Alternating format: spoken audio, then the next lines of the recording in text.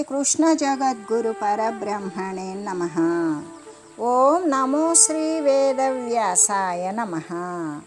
ఓం శ్రీ సద్గురు పూర్ణానంద స్వామినే నమః. ఓం శుక్లాంబరధరం విష్ణుం శశివర్ణం చతుర్భుజం ప్రసన్నవదనం ధ్యాయేత్ సర్వవిఘ్నోపశాంతయే. ఓం వ్యాసాయ విష్ణురూపాయ వ్యాసరూపాయ విష్ణవే నమో వై బ్రహ్మనిధయే వాసిష్ఠాయ నమో నమః. ఓం నారాయణం నమస్కృత్య నరం చైవ నరోత్తమం దేవీం సరస్వతీం వ్యాసం తతో జయముదీరయేత్. శ్రీ భగవద్గీత. అయితే దేహి అయినటువంటి ఆత్మ ఎప్పటికీ నశించడు కదా. నాశవంతములైనటువంటి ఇటువంటి దేహాలను ఎప్పటికీ కూడా నమ్మరాదు. కాబట్టి నమ్మి వాటితో ఏమాత్రము కూడా తాదాత్మ్యము నుండి వాటిని నమ్మి ఉండకూడదు. నిత్యుడైనటువంటి సత్యమైనటువంటి పరమాత్మతత్వాన్ని నమ్ముకొని అతడే తాను అని భావించాలి. అయితే ఆత్మ అనేటువంటిది దూరమున ఉన్నాడా అంటే కాదు, ప్రతి శరీరానికి అంతర్గతంగా శరీరమునందే వ్యాపించి ఉన్నాడు అని కదా మనకు స్పష్టమవుతూ ఉన్నది. కాబట్టి శరీరం యొక్క భావాన్ని వదిలివేసి నేను శరీరాంతర్గతంగా ఉన్నటువంటి శరీరిని అంటే నేను ఆ యొక్క ఆత్మను అనే భావాన్ని కలిగి ఉండాలి. అంటే ఆత్మతత్వము అనేటువంటిది ఎప్పటికీ కూడా నశించనటువంటిది. అలా ఆత్మ నశింపడు కాబట్టి నీవు ఎప్పటికీ దేహము అనేటువంటిది కావు. కాబట్టి ఇంకా దుఃఖాన్ని వదిలివేయు, ధైర్యముతో నీ యొక్క విద్యుక్త ధర్మం అయినటువంటి ఈ యొక్క రణరంగమున నిలిచి పోరాటము అనేటువంటిది సలుపు. నీ యొక్క విద్యుక్త ధర్మాన్ని ఆచరించు అనేటువంటి భావాన్ని స్ఫురింపజేస్తూ జ్ఞానముతో కూడి కర్మను ఆచరించు అని భగవానుడు ఇక్కడ అర్జునుడికి హితబోధన చేస్తూ ఉన్నాడు. ఎలాగా అంటే అర్జునుడికే చేస్తూ ఉన్నాడా అంటే దానిని ఇప్పుడు మనం కనుక అనుసరిస్తే మనకు కూడా భగవానుడు స్వయంగా తానే మనకి ఈ హితబోధను అర్జునుడితో పాటు మనకు కూడా చేస్తూనే ఉన్నాడు. అంటే అసలు దేహము అనేటువంటిది నాశవంతమైనది కదా. మరి దాని యొక్క స్వభావమే నాశవంతమైనది. దేహాన్ని ఆశ్రయించినటువంటి ఆత్మ ఎటువంటి వాడు అంటే నాశవంతమైన దేహాన్ని ఆశ్రయించుకున్నటువంటి దేహి అయిన భగవానుడు, ఆ పరమాత్మ నిత్యుడు, నాశరహితుడు, అప్రమేయుడు అయి ఉన్నాడు కదా. అయి ఉన్నప్పుడు ఆత్మ యొక్క స్వరూపాల గురించి ఇంకా వివరించుకుంటే, ఎవడైతే ఈ యొక్క ఆత్మను చంపేవానిగా ఎరుగుతాడో లేక చంపబడేవానిగా భావిస్తాడో వారి ఇద్దరూ కూడా వాస్తవాన్ని తెలిసినటువంటి వారు కాదు. ఎందుకంటే యథార్థంగా ఈ ఆత్మ దేనిని చంపడము లేదు, దేని చేతనం కూడా ఇది చంపబడడం లేదు అని చెబుతూ ఆత్మ అనేటువంటిది ఆత్మ చంపువాడు కాదు అని చెప్పడం వలన కర్తృత్వాదులు ఆత్మకు లేవు అనే కదా తెలుస్తుంది. నేను వాడిని చంపుతాను అన్నప్పుడు కర్తృత్వం ఉన్నది. ఇక్కడ ఆత్మతత్వానికి నేను చంపుతానో చంపబడతానో అనేటువంటి కర్తృత్వం లేదు. అప్పుడు ఆత్మకి ఏమి లేదని తెలుస్తుంది, కర్తృత్వం లేదు. కర్తృత్వము అంటే నేను చేస్తాను, నేను చెందుతాను, నేను పొందుతాను అనేటువంటి కర్తృత్వము అనేటువంటివి ఆత్మకు లేవు అని కదా తెలుస్తూ ఉన్నది. ఆత్మ అనేటువంటి సత్య వస్తువు చేసేటువంటి వాడు కాదు, చేయించేవాడు కూడా కాదు. మరి ఈ కర్తృత్వాదులు మరి ఉన్నవి కదా, అవి దేనికి అంటే బుద్ధికే ఉన్నవి. ఆ బుద్ధి చేత మాత్రమే నేను నా చేత చేయించబడుతూ ఉన్నది అని బుద్ధి చేత మాత్రమే కర్తృత్వము అనేది పోతున్నాడు. కానీ బుద్ధికి సాక్షి అయినటువంటి ఆత్మకైతే లేనే లేవు. ఆత్మకు కర్తృత్వాన్ని ఆపాదించేటువంటి వాడు ఆ భగవానుడు చూస్తున్నాడు, చేస్తున్నాడు, చేయిస్తున్నాడు. ఇదంతా కూడా భగవానుని లేలే అని చెప్పి పరమాత్మతత్వానికి ఎవరైతే కర్తృత్వాన్ని ఆపాదించేటువంటి వాడు ఉంటాడో వాడు వెర్రివాడే. ఎందుకు అంటే పరమాత్మతత్వము ఎప్పటికీ కూడా దేనిని అంటదు, దేనిని చెప్పదు, దేనిని చేయదు. సర్వానికి సమస్తానికి కూడా ఆధారము, ఆధేయము, సర్వేక సమస్తము కూడా అధిష్టానము సర్వము తానే అయ్యున్నది. సమాశ్రయించినటువంటి ప్రతి వస్తుతతికి ఆశ్రయ వస్తువు అయి ఉన్నది. కానీ దేనికి కూడా కర్తృత్వ భోక్తృత్వాదులతో కూడినటువంటి ఏ వస్తువు కూడా ఆత్మ వస్తువు కానే కాదు. అయితే ఇక్కడ ఆత్మ అనేటువంటిది చంపబడేదా అంటే కాదు. ఒకవేళ చంపిన దేహ వస్తువులను వచ్చిన వస్తువులు పోతాయే కానీ ఆత్మ అనేటువంటిది చంపబడదు. అలాగే అని చెప్పడం వలన ఇప్పుడు ఒక చెట్టును నరికేశాడు, చెట్టు మీదన్న పక్షి ఎగిరిపోతుంది కానీ చెట్టు నరికేశాడని పక్షి చచ్చిపోతుందా? లేదు. అట్లాగే శరీరాంతర్గతంగా ఉన్నటువంటి ఆ పరమాత్మ సర్వాత్మలాగానే ఉంటాడు. కానీ ఆ దేహంతో పాటు పరమాత్మ అనేటువంటి వాడు నశించేటువంటి వాడు కాదు కదా. అందుకే ఆత్మ అనేటువంటిది చంపబడేవాడు కాదు అని చెప్పడం వలన ఆత్మ శాశ్వతుడు అనే కదా చెప్పబడుతూ ఉన్నది. అయితే ఇక్కడ నిర్వికారుడు ఆత్మతత్వం ఎప్పటికీ కూడా ఏ మార్పులను పొందదు. దేహధర్మాల పుట్టడం ఒక అడుగంత పుడితే వాడు చనిపోయే స్థితికి వచ్చేటప్పటికి 6 దాటుతాడు. అంతేకాదు అనేక శారీరకమైనటువంటి మార్పులకు లోనై ఈ విధంగా అంటే మార్పులు చేర్పులకు లోనై ఉంటాడు. అదే పరమాత్మ అయితే ఎటువంటి మార్పుకు కూడా లోబడకుండా ఉంటాడు అనే విషయం మనకు స్పష్టమవుతుంది కదా. కాబట్టి సాధకుడైనటువంటి వాడు తాను ఆత్మస్వరూపుడని మరణరహితుడని మరణము దేహానికే కానీ తాను దేహ సాక్షి అయి నిత్య నిరంజనుడునై వెలుగొందుచూ ఉండేటువంటి వాడిని అనేటువంటి భావనే చేయాలి. ఎందుకు? ఏ పరమాత్మతత్వాన్ని పొందాలి అని సాధన చేస్తూ ఉన్నాడో వాడు ఏ స్వరూపుడు? ఆత్మస్వరూపుడే. అయితే అయ్యాడా? కాల ఆ యొక్క సాధకత్వంలో ఉన్నాడు. తాను ఎప్పుడూ కూడా పరమాత్మ స్వరూపమే తానైతే తనకు మరణం ఉన్నదా? జననమే లేని తనకు మరణం ఎక్కడిది? మరి జన్మించింది ఎవరు? దేహం జన్మించింది. ఏది జన్మించిందో అది చూస్తుంది. కాబట్టి మరణము అనేటువంటిది దేహానికే కానీ తాను ఆత్మస్వరూపుడని మరణము అనేటువంటిది లేనివాడను అని తాను కేవలం దేహాలకు సాక్షి మాత్రమే నిత్య నిరంజనుడే ఏ యొక్క రంజన భంజనాదులు కూడా లేకుండా వెలుగొందుచూ ఉన్నవాడను అనేటువంటి భావన చేస్తూ ఉండాలి సాధకుడైనటువంటి వాడు. అంటే ఆత్మ అనేటువంటి వాడు అసలుకి ఎట్టివాడు అంటే కర్త అంటే కర్త కాదు, అకర్త, నాశి కాదు, అవినాశి, నశించేవాడు కాదు, కర్తృత్వము లేదు. అట్లా ఆత్మ అనేటువంటి వాడు చంపబడేవాడు కాదు, చంపేవాడు కాదు. ఆత్మ ఎందుకు చంపబడడో స్పష్టీకరిస్తూ అతడు ఏ మార్పులకు లోబడడు అనేటువంటి విషయాన్ని గురించి తెలియజేస్తూ నజాయతే మ్రియతే వా కదాచి నాయం భూత్వా భవితా వానభూయః అజో నిత్య శాశ్వతోయం పురాణో నహన్యతే హన్యమానే శరీరే. ఈ ఆత్మ అనేటువంటిది ఎప్పుడూ పుట్టడం లేదు, ఇది వరకు లేకుండే మరలా క్రొత్తగా కలిగేటువంటి వాడు కాదు. ఆయనకి పూర్వములో లేకుండా ఇప్పుడే క్రొత్తగా కలిగినటువంటిది ఆత్మ కాదు. ఆత్మ అనేటువంటిది ఎప్పుడూ కూడా పుట్టడం కానీ నశించడం కానీ లేదు. అంతేకాదు ఉండి మరలా లేకుండా ఉండేవాడా అంటే కాదు. అంటే ఈ ఆత్మకు పుట్టుక కానీ చావు కానీ లేనటువంటి వాడు శాశ్వతుడు, పురాతనుడు. మరి శరీరము చంపబడినప్పటికీ కూడా ఈతడు ఎప్పటికీ కూడా చంపబడడు అనేటువంటిది ఎలా ఉన్నాడు పరమాత్మ? సర్వేక సమస్తంలో కూడా సర్వమైనటువంటి వస్తుతతిని కూడా నిండిపోయినటువంటి వాడే పరమాత్మ. అందుకే భగవానుడు సర్వాంతర్యామి,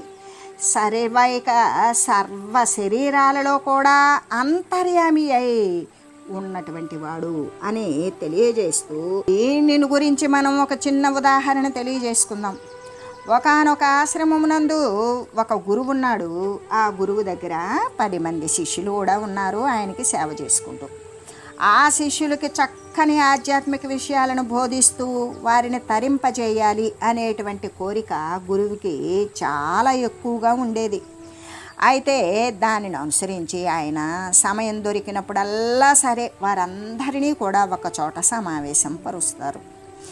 ఇంకా రహస్యములైనటువంటి నిగూఢములైనటువంటి పరమార్థ సత్యాలను వారికి బోధిస్తూ కూడా ఉంటాడు. ముఖ్యంగా కూడా పరమాత్మ అంటే భగవంతుడు సర్వవ్యాపి, సర్వము కూడా వ్యాపించి ఉన్నాడు అనేటువంటి సత్యాన్ని ఒక నెల రోజుల నుండి కూడా శిష్యులందరికీ కూడా ఆ విషయం మీదే చర్చలు కొనసాగిస్తూ ఆ విషయం మీదే అటువంటి జ్ఞానబోధన నూరిపోస్తూ ఉన్నాడు. ఒక నెల నుండి కూడా పరమాత్మ సర్వవ్యాపకుడు, శాశ్వతుడు, జనన మరణాలు లేనివాడు అనేటువంటిది, సర్వము నిండి ఉన్నవాడు అనేటువంటి విషయాన్ని గురించి తెలియజేస్తూ ఉన్నాడు. ఆ బోధ వారి యొక్క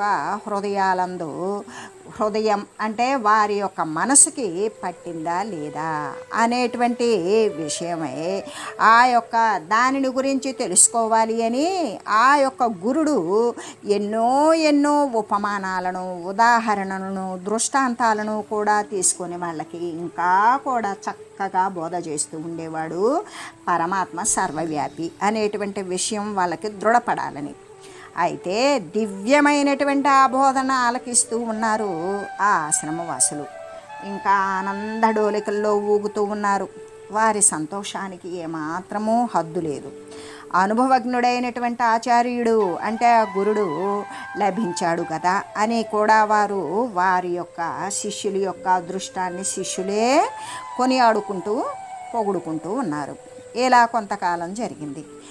ఆ గురువుగారు ఏం చేశారు, తాను తన శిష్యులకి బోధించినటువంటి ఆ పరమార్థ బోధ వారికి సరిగ్గా జీర్ణమైందా, సరిగ్గా అర్థమైందా, అవగతమైందా, ఎంతవరకు ఎలా అయింది తెలుసుకోవడం కోసం ఒక పరీక్ష పెట్టాలి శిష్యులందరికీ అనుకున్నాడు.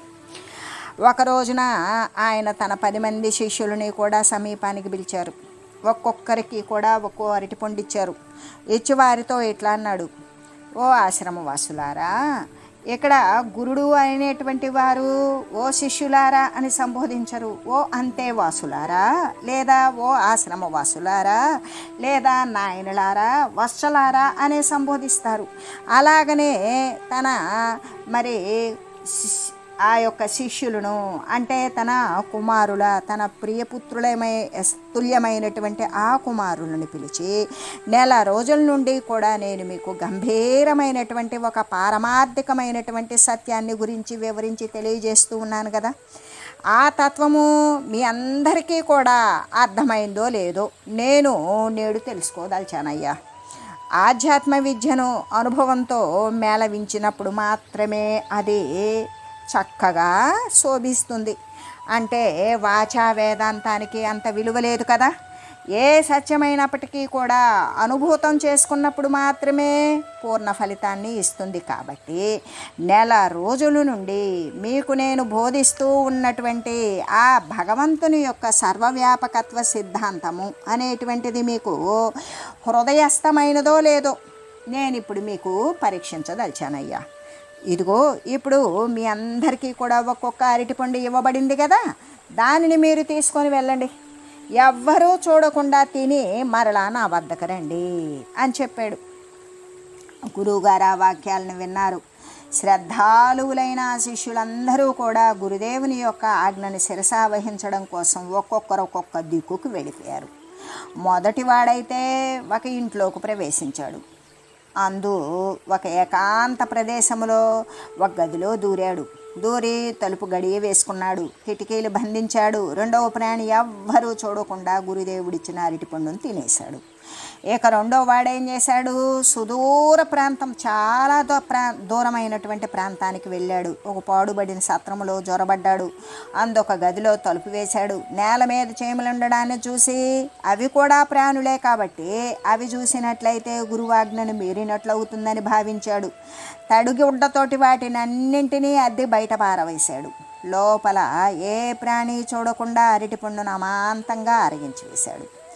ఇంకా మూడో వాడేం చేశాడు, భూమి మీద ఎవరో ఒకరు చూస్తూనే ఉంటారు కాబట్టి అని నిశ్చయించి నీళ్ళల్లో మునిగి అందులో ఉన్నటువంటి చేపలను దూరంగా నెట్టివేసి అరటిపండును తినేశాడు. ఈ ప్రకారంగానే ఒక్కొక్కరు ఒక్కొక్క చోట, అంటే ఈ 10 మంది కూడా ఈ వారు ఒక్కొక్కరు ఒక్కొక్క చోట ఎవ్వరూ చూడకుండా ఆ అరటి పండును తినేశారు. గురువాజ్ఞను చక్కగా పాలించారు.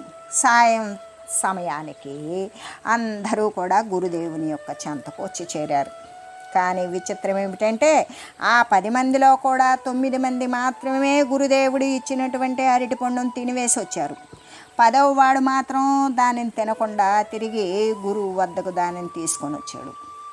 ఎందుకు అంటే వారందరూ కూడా చేరిన తర్వాత ఇక గురువుగారు ఒక్కొక్కరిని వారు ఎక్కడెక్కడ ఏ విధంగా పండును తిన్నది వివరంగా తెలపమని చెప్పగా ఆ ఆశ్రమవాసులైనటువంటి వారు ఒక్కొక్కరు తాము ఏ ప్రకారం రెండవ ప్రాణి చూడకుండా ఫలాన్ని భుజించింది వివరంగా చెప్పేశారు.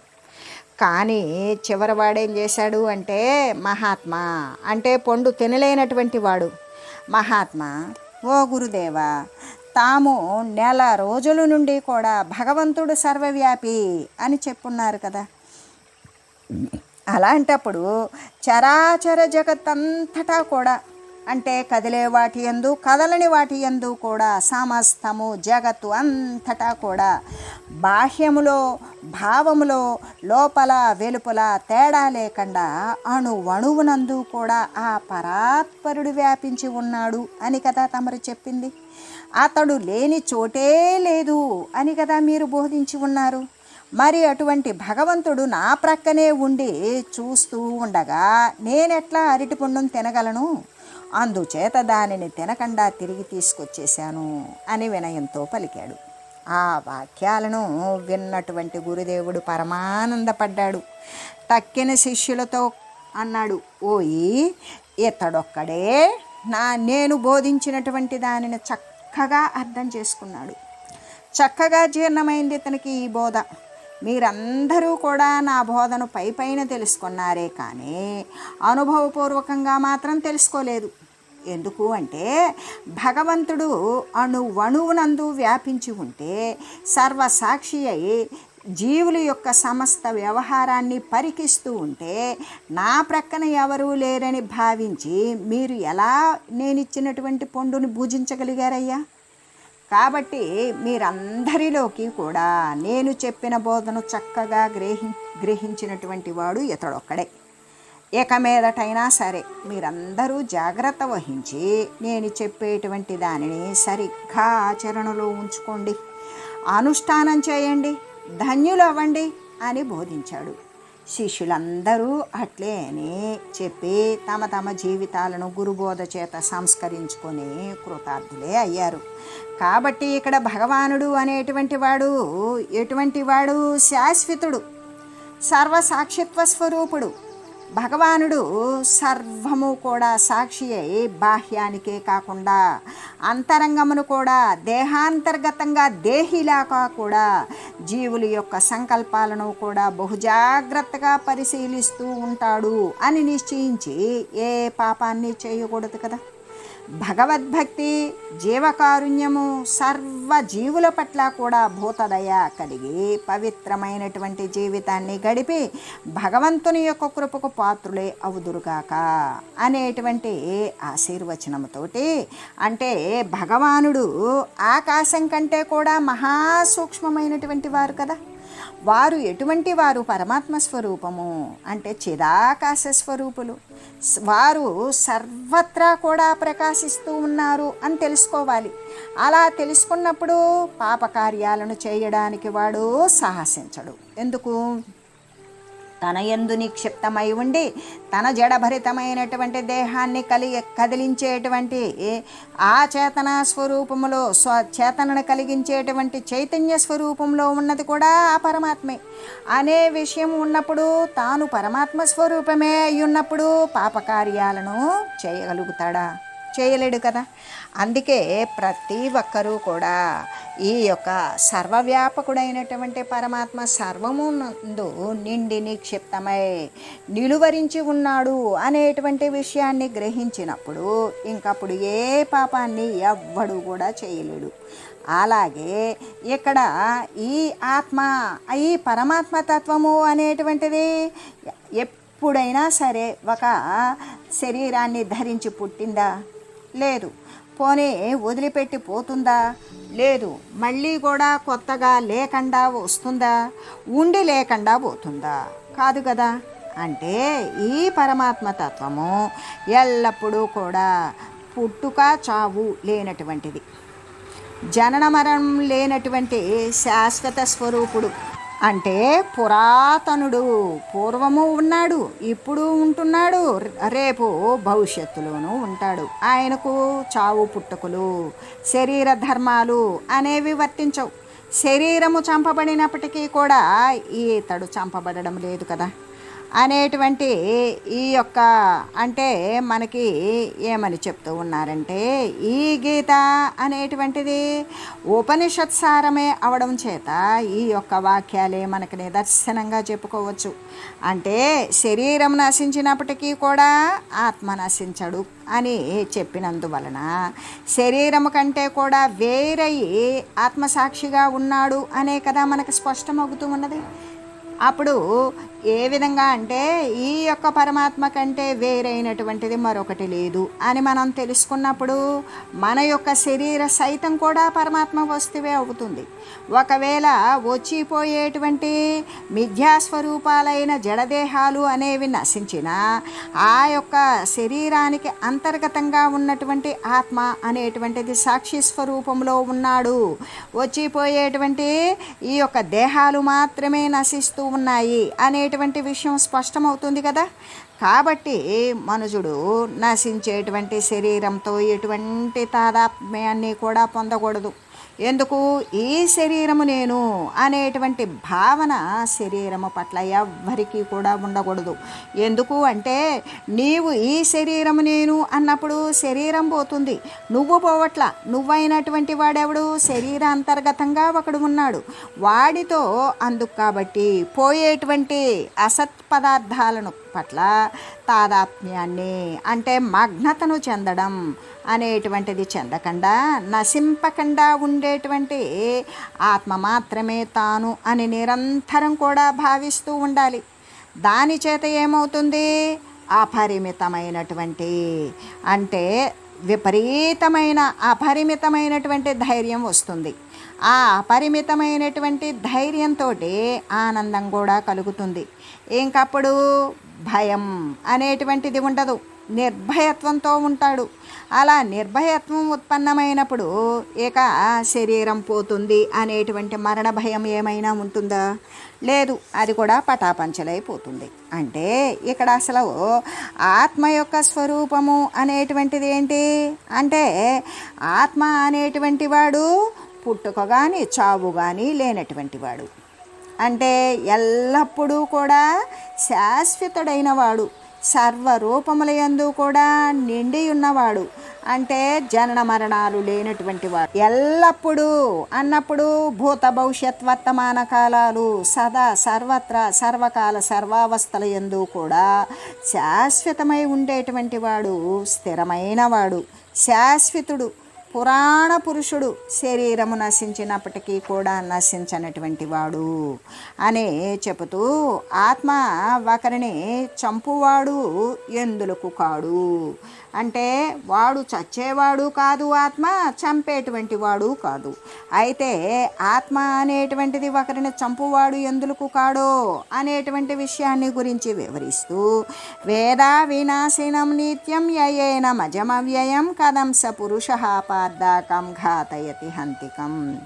అర్జున, ఈ ఆత్మను ఎవడైతే జననము మరణము లేనివానిగాను నాశరహితునిగాను నిత్యునిగాను ఎరుగుతాడో అటువంటి వాడు ఎలాగా ఒకరిని చంపించగలుగుతాడు, తాను చంపగలుగుతాడు అని చెబుతూ అర్జున, ఈ ఆత్మ ఎవడైతే ఈ ఆత్మతత్వాన్ని పుట్టుకలేనిది మరణము లేనిది అని భావించి ఉండాలి.